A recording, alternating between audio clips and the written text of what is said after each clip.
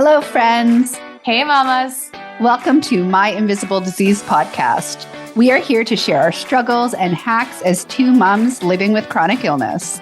Tune in and join our community as we share stories and experiences while we sort through the ups and downs of living with invisible disease.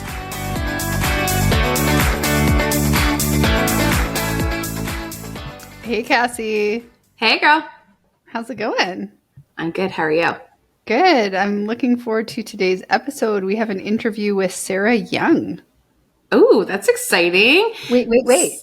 She was one of our listeners that messaged us and left us a very wonderful, so heart-touching voice note.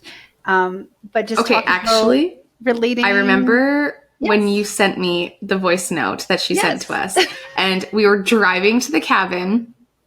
And I was listening to it, and Jesse and Brixton and Mackenzie are all in the car, and we're listening to it, and I'm just like, oh my God, people are listening to our podcast. And I was just, the way that she spoke out and was so excited for us and wanted to share her story, and oh my God, I love it. I know, that type of stuff. I mean, we talk about community all the time, and I definitely seek this out through this podcast, but the reality of it is still kind of just you and me. Totally. So when we actually hear from people in the community, it's really nice. Yeah. Because it makes me We're not invisible. Yes. And just knowing that as a mom, sometimes sometimes I feel like I'm failing or flailing or just running out of juice, and knowing that other people get it. And it's not just because I suck. It's because, this is life, and we make it what we can. Absolutely. So for those of you who are listening, you can find us on Instagram, our Facebook page. We're on YouTube. Find us on all of the major platforms and give it follow, comment. Yeah, we want to hear from everybody. And let us know if you have a story that you want to share, because you know what? Every story is worth sharing. So... And yeah, we got to learn about Sarah and the amazing resources that she's putting together for people, the community that she's building.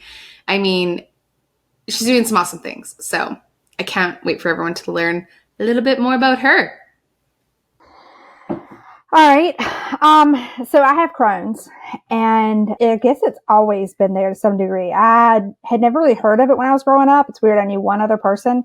Now there's commercials for it everywhere, but as long as back as I can remember, I remember it, even at 5, I would get sick constantly. The more my parents tried to get me to eat, the more I get sick. I mean, even my sister, she's 5 years older than me, and she was like, I remember how traumatic meals would be, because I would be screaming, I would be crying. It hurt. It physically hurt to eat, and it made me sick. And so I didn't want to do it. And so it was this constant battle. And for about 2.5 years, my mom took me to the doctor nonstop.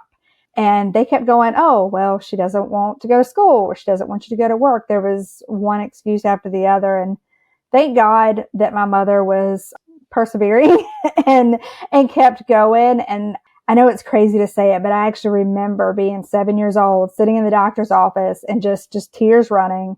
And he finally looked at my mom and said, I'm going to tell you something nobody else in the practice wants to tell you. We don't know. We don't know what's wrong with her. You need to take her to Duke. And she did. And I got diagnosed, and it was a lot. I mean, not so much. I don't remember being any other way, really. So if you ask me, how it feels different in a way, I don't really know, because this is what I've always known. But Sarah, sorry to interrupt here. So you eat a meal and you're feeling sick instantly? How does it work? Or is it in flare-ups only, or is it an everyday thing? At that point, my disease was kind of running rampant because we didn't know. And so we weren't doing anything for it. And so if I sat down to eat, I could not finish the food in front of me before I'd run to the bathroom. And I would either throw up and I mean, this is total TMI, but for y'all's podcast, probably not so much so, but I love gross stuff. I mean, I had to do those sitz baths when I was little. If you can imagine, this little 7-year-old kid had to spend hours every day in sitz baths because my bottom was just so raw because I couldn't keep anything in me. And then I was getting skinnier and skinnier because I couldn't absorb the nutrients when they did go in. So I was getting no nutrients. Everything was coming back out of one or both ends before I would finish a meal. And so I recognized, I think kind of self-preservation I realized long before I understood food didn't make me feel good. And so I fought eating anything I didn't like. Like if I liked it, I would eat it. I was like, well, it's worth the price I pay. But if I didn't like it, forget it. It's hard enough to get kids to eat healthy food, and a kid that might get sick or has that big of, that much resistance. Oh man, your mom must have had a hard time. Well, and to this day, I'm 44 and can't stand the smell or sight of English peas. I'm like, oh no, not happening. Don't bring them near me. Yeah. Well, and 7, that's pretty young to get diagnosed with Crohn's, isn't it? Quite a few people in my life that I know that have Crohn's, and often they were diagnosed as a teenager or a little bit later. Early 20s is the most common. And so it was very, very, like I said, unheard of. I knew one other kid with it. And then there weren't commercials for it nonstop and everything. So nobody had ever heard of it. And, we on and off medications. At one point I was taking 12 different medications 3 times a day. Just, crazy. One on top of the other to treat whatever. And when I was 17, it was almost 17. And that got really, really bad to the point where I couldn't really put anything in me without throwing up. And I was losing weight rapidly, to the point where I was at a summer camp run by Duke Hospital. It's a big network hospital where I am. And they ran this big summer camp for all the kids that couldn't go to regular camp. And we came back and they pulled my parents aside and they were like, you need to have her admitted. I think she's got an eating disorder. And I'm like, but that led to me I had to have my colon removed. So how much fun teenage years are. Add to that having your stomach muscles all cut, missing 6 months of school your junior and senior year, and all of a sudden pooping out of a bag in your stomach. It was a fun teenage time. So yeah, that's brutal. No, and it's interesting too. Like we've heard this story about kids that have chronic illness of some kind, and that being labeled that hysteric child, and just people not really questioning that. So it's really great your mom persisted.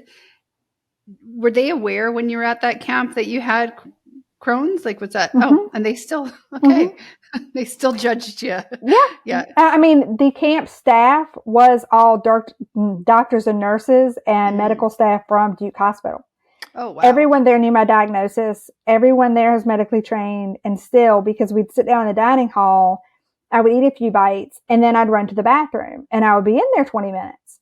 And they were like, they had decided that surely, and I'm like, seriously? I mean, I have enough issues. I really don't need to throw anything else in the fire. Like, okay. Yeah. Well, and it really shows like the disease and really looking at the mental health side of things, checking in to see if people are okay, not just a diagnosis. Like, it's interesting that no one really talked to you about it while you were there. It's also crazy how the level of care and understanding from people's diagnoses vary across the country. Like, you suffered for so long. People, chalked it up to hysteria or just now eating disorders. Like, until you come across a medical professional who's seen this before, it doesn't matter what they learned in school or what you'd assume they know everything. They really have no idea until you find the right person to diagnose you. Yeah. And then, on the outside, and I know that y'all probably both know this well, but on the outside, when you look, you don't see anything different than, if you were around me long enough, you'd see the weight loss or the puffy swelling from the steroids or, some of the things like that. But at no point, unless you saw me, undressed, are you going to see the scars. And then even then you wouldn't see internally what goes on. Well, and even for a kid that age, it's like, there's a lot of fear. There's a lot of like unknown. spending that much time in a hospital has its own trauma that comes along with it that, once again, no one can see. It's just, you kind of disappear for a while and then you come back and people just assume everything's okay. Yeah. Yeah. I think a lot of kids that went to high school with me were all like, I don't know what her deal is, because I would disappear. And then you really want to, especially when you're pooping into a bag, and it's not something you really want to really indulge them with all the details at that age. Yeah. I just wanted to be a teenager, So what kind of support did you have at that time? Like, was your family quite involved? What did that look like for you? They were. My mom has always hated hospitals. And so when I would go, she wouldn't stay. So I was usually alone in the hospital, but she was determined that I will say that if I ever said, hey, something isn't right, I don't feel good, she would push. And she was that person that, if the doctor won't take your call, she'll show up. Yeah. We'll just go. Here we go. So yeah, I had a lot of support with her, and my dad. My dad was fantastic through it. And then my mom remarried, and my stepdad, bless him, when they did my surgery, then, and I don't know if things have changed, but at that point they cut, all through my stomach muscles. And so you have to, they let you heal from the inside out. And so you're packing the wound and changing it. And they were like, well, you can't go home from the hospital and be discharged unless someone else knows this process besides just you. And I'm like, okay, well, my mom is squeamish. Like, my first PICC line, she passed out, and they left me to go deal with her because she passed out. And I was like, okay. And so my stepdad's like, I'll do it. I'm like, okay, all right. Okay. Sure. Somebody's going to do it. So thankfully I could do it myself, but somebody else had to learn. So I was very fortunate to have, 3 adults right there with me that were very willing to hear me. But there were also a lot of years that I didn't want to say anything. I got tired of saying I don't feel good, or I can't do this, or it doesn't feel good, or whatever. You just get tired of saying it. Yeah, I hear you on that. You do get tired of saying it. People are like, how are you? You're like, fine. I'm fine. Yeah. Yes. Yeah, no, for sure. It's fine. So then how did that kind of translate into, as you got a little bit older, your relationships, your career, that type of thing? My relationships it greatly impacted them, because I didn't really want to get really close to anybody unless I really trusted them, because I got a lot to explain. So I didn't really get close to anybody. My husband and I met when I was 25. And so we've been together 19 years now, and God bless him. When, he didn't know anything about the medical stuff. And so I remember when I knew we were kind of getting serious, and I was like, look, I've got to talk to you. I've got autoimmune issues. And he's like, okay, no idea what that means.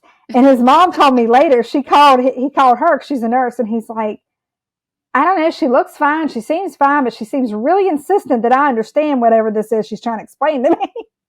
and he took everything in stride. And for, I think, our first 10 years together, he kept a book bag packed, because I would have to go to the ER and we'd never know how long I'd stay or whatever. And 19 years later, I've been really, really lucky. The only time I've been in the hospital without him is when our kids were younger, and I didn't have anybody else to stay with them. So I've been really lucky with that. But that's amazing.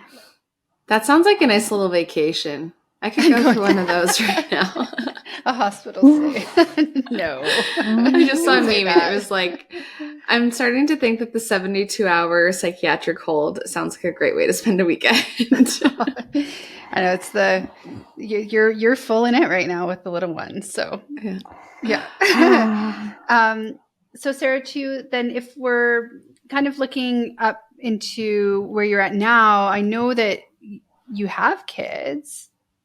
So how did that affect you as a parent? Where are you at? Well, we had, we talked about wanting to have kids, and I was like, okay, I'm probably going to be a high risk pregnancy. I know that. I've had a lot of a lot of scarring, a lot of stomach surgeries. The first ostomy didn't take. They had to remove that and do another one. So it's a lot of scarring and everything. I was like, okay.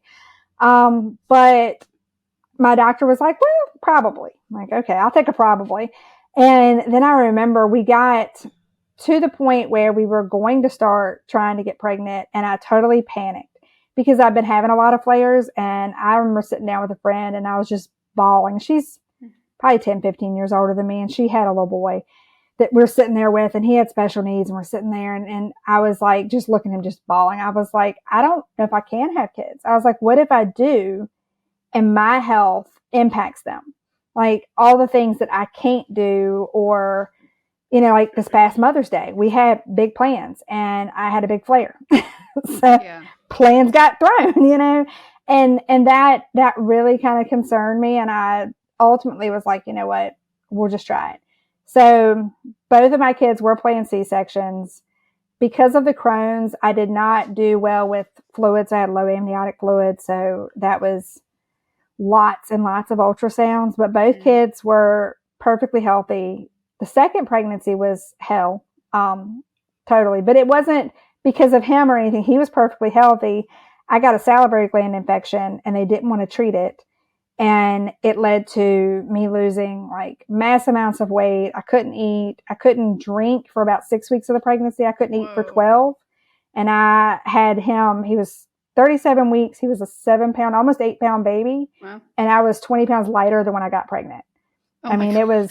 I went blind for part of the time, Bell's palsy. Your bodies are amazing. Your body just took everything that it was being given and pushed it into the baby. Yep, yeah. Exactly. I mean, within a few hours of having him, I immediately was feeling better, finally getting something to me. And then like, as far as you'd asked about career, I did pretty well, like at times. And then, you know, when I would get really sick, I would quit a job, be home for a little while and just kind of make it work and then find something else. And I remember when we got together, I found a job that I loved. It's an office job, and that was right up my alley. And I really loved it.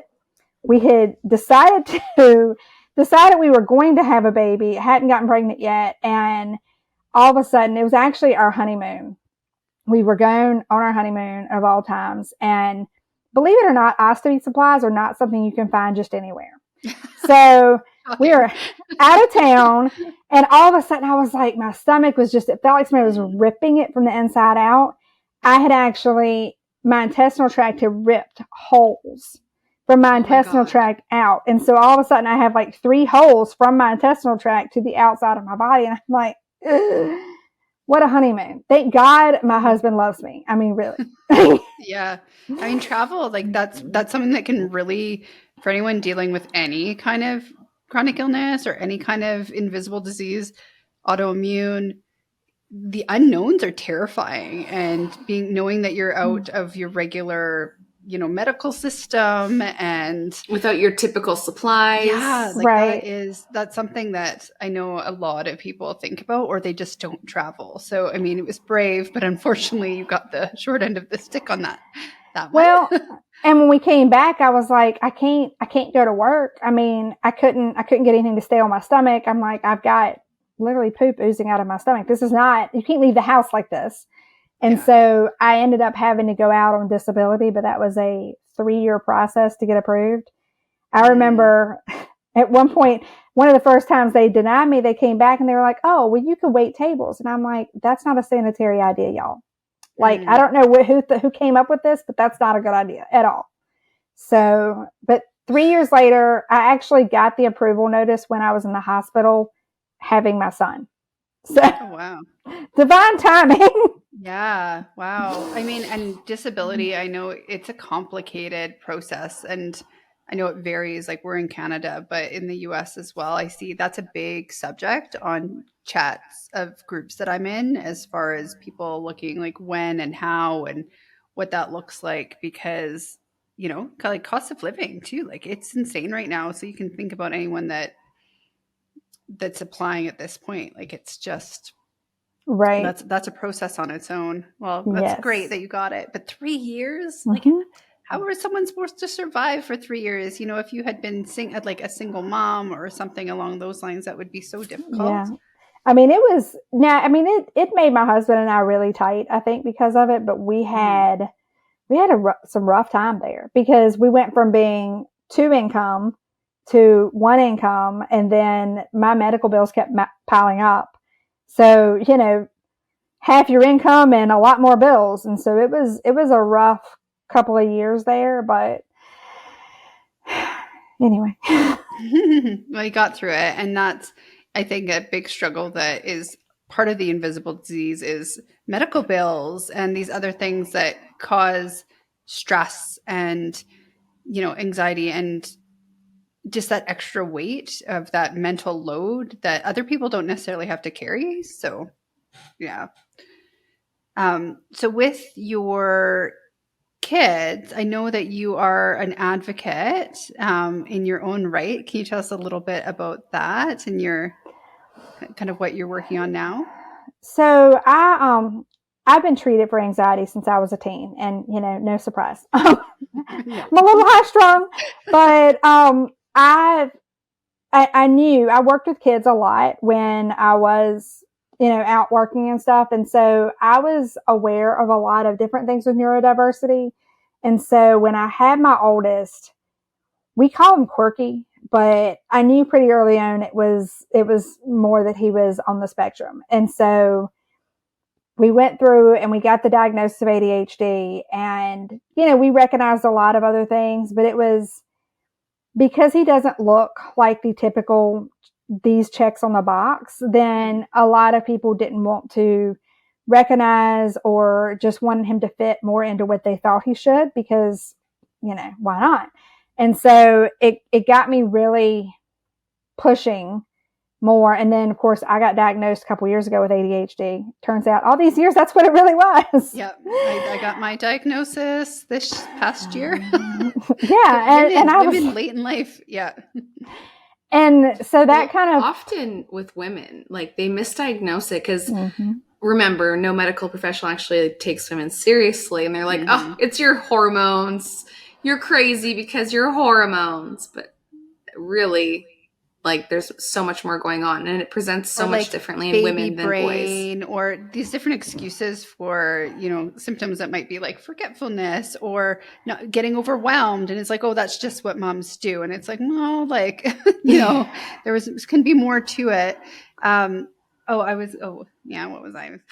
ADHD. What's up? There we go. I lost my thought. Well, and one of the times that I remember being the most dismissed, and like I said, I was raised to question and push and fight to be seen and heard, and so that's great. I didn't realize until much later on that not everybody had that experience.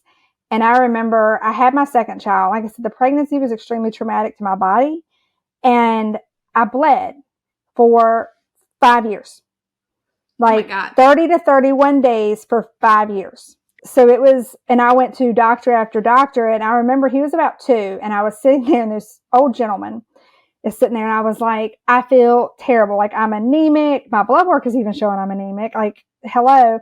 And I was like, this is not normal. This can't be normal. Like everybody has babies. This cannot be what happens to everybody. And he was like, oh, well, you need to get a treadmill and work out more. And I was like, yeah. I was like, no, we're not coming back here again. So I think through all of that, I realized how dismissed people can be, moms, whether it's about themselves or their kids, and just how nobody listens. And so I started podcasting about a year ago about moms, just mom life, everything from dealing with your childhood trauma to organizing your kitchen. I mean, if it pertains to moms, I kind of cover it. And then through that journey, I created a monthly membership for moms with special needs kids, because I recognize that we really need a community. And if there's not one out there, then we'll make it. So what does your monthly subscription get you? It gets you, we have monthly group chats. So you have community. We have a Facebook group and a Voxer group for community. And then I have a resource hub where I'm constantly adding in new links and resources. And we get 2 live trainings a month with experts. Anything from somebody an expert on sensory play to AAC communication devices to I've had connection specialists and just all kinds of different people that pertain to the special needs world. So that's so cool. I know often when people like go through this, like with their kids, like my children are not of special needs, but like every kid has different struggles, right? mm-hmm. And now my oldest is almost 7, my youngest is 4. I see stuff coming out onto the market. I'm like, oh, I wish I would have had something like this. And like, you just find all of these things. You're like, oh, I used this, but I wish that this was available when I had kids. I can only imagine what our parents think about this. Yeah. But it's nice that you have all of those resources in like one spot for people to capitalize on. I don't have time to research, so if it was right there, and that'd be good. Well, that's it. and that was the idea, was to build a community so that we won't feel isolated or alone, but also that you don't have time to sit there and Google for 2 or 3 hours or go down 7 rabbit holes. So I'll do it for you. So that was kind of the idea behind it. So yeah, and that community, that's something that Cassie and I are always talking about, is being able to find someone that's in a world in a similar struggle, and it just creates connection and it makes you feel not alone. So I think that's really fantastic that even your experience as a kid that may have been, you know, overexposed to the medical system and maybe gained a bit of trauma there. And that's often maybe what some of these moms are, while raising their kids, you know, their kids are experiencing that same thing. So being able to guide them through, I think, is a really powerful way to turn your journey, your experience, into a way to serve other people. So if you had a person who is listening right now, and because you have 2 diagnoses that you could talk about, but say mom just found out that her little one has ADHD, what is your note for her? I think my biggest thing is to recognize that we don't have to try to fix it. It's not something to be fixed. It's a different way of processing. And if we're talking about being neurodivergent in general, then my biggest advice is to take time to learn more about how our executive functioning happens and understand that you don't need your child to fit in a box, that it's okay for this out of the box child to be that, and they'll be out of the world one day. I mean, they will be just fantastic and phenomenal if you just let them shine in their own way. I love that. So, okay. And now Crohn's. Yeah. So what's your tip there? People are going to the doctors, they're undiagnosed. Maybe they're diagnosed now. I would say my biggest tip is don't take anybody else's truth as your own. I mean, even down to, I'm in a bunch of Facebook groups, and what one person doesn't do well with, somebody else does. Like, I know for years people were like, well, if you just ate more vegetables. And I'm like, when my doctor finally told me, she was like, you can just tell them to stop, that you can't eat raw vegetables. You don't process them. I was like, I'm trying to eat salads and it's making me sicker. And she's like, honey, you can't break that down. I was like, okay. So I think the big thing is to know that you need to lean onto the medical world, but at the same time, they don't know it all either. And just kind of trust your gut. Ironic, your gut, but trust your gut to know, you know, what it is. I walked out of a surgeon's office and go, no, I'm not having the surgery because I just don't trust it. I just don't trust you. I just don't trust, it doesn't feel good. And just trust it. Yeah, that's a gift. Awesome. It's a gift to be able to, you know, advocate for yourself in that manner. A lot of people, that's something they struggle with. So it's good advice. I'm hard-headed. I am too. Cassie is as well. A little bit. I mean,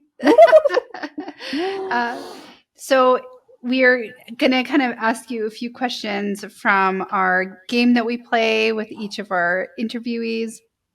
And it's the, what do we call it? Marry, cheat, screw. So Mary would be something tried and true that you love, something that gets you through when you're feeling like crap, something that, you know, keeps you going. We have cheat, ride or die. Ride or die. Cheats that quick fix, something trendy, an indulgence. I know, especially with Crohn's, that might, food indulgences could have really poor side effects. And then screw is just something that you're just over. Like, get it away from me, get it out of here. I've been told this a million times. It's not something I'm willing to do. And eat your vegetables. You can't say that again. Yeah. I think for Mary, it would be, and I know this is probably ridiculous, but I have this quilt that is a good family friend made it for me when I was like 5. And to this day, if I get sick, I want that, or what I call my nanny quilt, which is my quilt that my nanny made me. And if I'm sick, I want one of them. It magically makes it all better. So they're my Mary, because God help me, if they ever fall apart, we're stitching them back together. So cute. Cheat would definitely be steak. It makes me sick. I can't even sit down and eat steak without stopping the meal, but I eat it every time. I love it. It's probably my favorite food, and I've just decided it's worth it, and I don't care. Something, it's worth it. Yeah. And since I can't say veggies, then I would think that screw it's either going to be supplements, because I'm so tired of people going, well, just take these and it'll cure you. And I'm like, okay, not how autoimmune works. So I think that is, supplements are probably a broad statement, but yeah, everybody and their brother wants to sell you something that will fix you. And I'm like, so. Well, and I have a quick question before we wrap up today. Just, you've lived your life, it seems, with a lot of resiliency. What got you through, especially, as a young person dealing with these really heavy emotions, these really heavy physical ailments? Like, what got you through? Honestly, I think the fact that I didn't know anything else, because I don't remember not being sick, then I've always had this hard-headedness of, why not? I mean, and I know that sounds really oversimplistic in a way, but I really think that's what it is. Like, I didn't know what it would feel like to feel good. And, and I guess a little bit of it is I also like the reactions when I'm like, no, I'm going to do it anyway. I remember I was seeing a doctor up in UVA many years ago, and I was like, I'm going to go, they make small talk. So what are you doing this weekend? I was like, I'm going skydiving. He's like, you can't do that. I said, yes, I can. I already paid for it. Yes, I can. He's like, no, you can't go skydiving. You don't know how your body's going to react, or what about your asthma? I was like, it'll go with me. We're fine. And lo and behold, I made it to the ground. I'm perfectly fine, y'all. And it's been over 20 years. So, hey, it worked. But I used to want to go skydiving so bad. And then Jesse told me I wasn't allowed. So then I went to go even worse. And now I've kind of just like chickened out, because I'm like, no, I can't afford any more downtime. If I break my leg, I'm fucked. I have no desire to skydive. Heights get me. So that's just maybe I would have in my early 20s. Young Jenny would have skydived. I would have thrown myself out of a plane. Yes. That bitch was crazy. Yeah. I was crazy. Well, thank you so much, Sarah, just for joining us on today's podcast. I really think that your story will help inspire, people that are going through a similar experience, and also, just having those resources available for moms that might be raising a neurodivergent child that are looking for a little bit more support. Where can people find you, Sarah?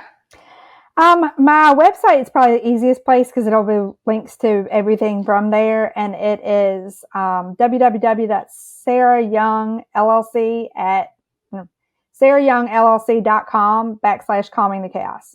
Calming the chaos is my thing. So the podcast is Calming the Chaos with Sarah. My membership and all that, they're Calming the Chaos Collective, with podcasts, membership for special needs moms. It's kind of all under. I just try to find little ways to help you calm your chaos for even a few minutes a day. So I think that's because I just have so much chaos at times that to be able to calm it for a little while just kind of makes me feel better. So. Awesome. Jinx. Thanks so much for coming on, Sarah. It was so great to talk to you. Well, thank you guys for having me. And I really love that you guys do this, because I know for me, hearing other people and knowing I'm not alone. So like I said, the people around me, I'm like, I'm fine. I'm fine, because they're not going to understand. And I don't want to be pitied or, whatever. And I'm like, yeah, I feel like crap. And yeah, when you're not looking, I'm going to drag myself through the room. But I don't want I want to be able to share that with people that get it, and not necessarily the people who are around me that don't get it, So I love that y'all have this. Oh, totally.